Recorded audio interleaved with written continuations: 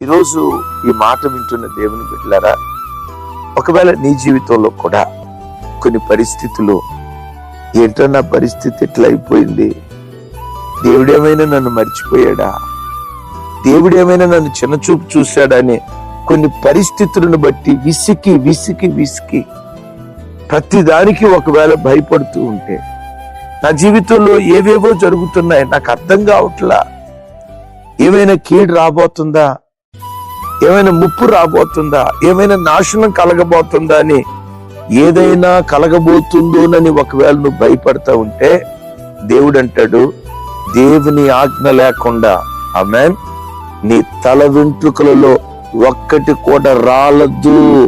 దేవుడు మాట్లాడుతాడు.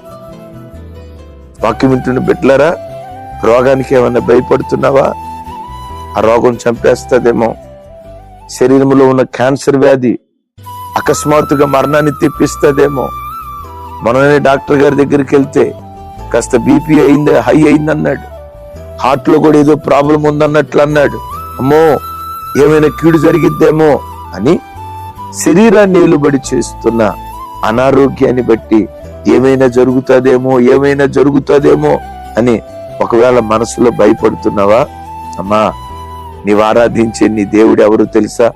ఆయన ఆజ్ఞ లేకుండా, ఆయన సెలవు లేకుండా విలువలేని నీ తల వెంట్రుక కూడా నేల మీద రాలదు.